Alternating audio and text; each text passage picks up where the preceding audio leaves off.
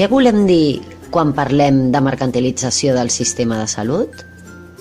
Volem dir que el sistema, els seus centres i recursos, funcionen com un mercat, amb els seus criteris, dinàmiques i estructures. Però això, com ha passat? S'ha propagat el discurs de que el mercat és el millor assignador de recursos, que la gestió mercantil és la més eficient i que, per tant, els espais privats al sistema públic són necessaris per ampliar oportunitats i beneficis.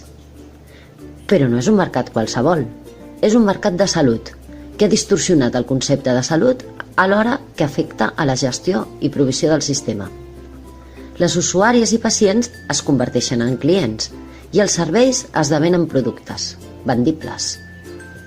Aquest sistema mercantilitzat augmenta la parasitació privada d'allò públic, externalització de serveis auxiliars com bugaderia o cuina, diverses provisions de serveis per a empreses privades, derivacions a llits privats i una intensa proliferació de diverses entitats de salut de diferent titularitat i formes de gestió dintre d'allò públic, consorcis, societats mercantils públiques, diverses modalitats de col·laboració público-privada.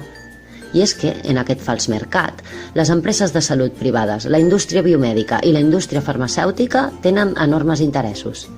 Aquest mercat provoca sistemes centrats en els àmbits hospitalaris, que són els que més diners mouen, centrats en les malalties i no en la salut ni en els seus determinants, que no són gens rendibles.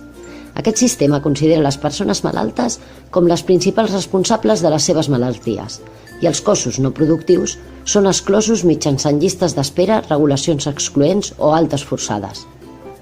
L'excusa de la insuficiència de recursos, les mesures d'austeritat, són només el punt culminant de tot aquest procés, la màxima expressió de les polítiques mercantils.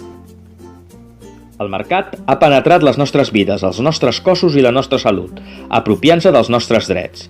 És el moment de sortir al carrer, perquè no som mercaderies. El 7 d'abril mobilitza't, perquè la nostra salut està en venda i perquè l'atenció a la salut és el seu negoci.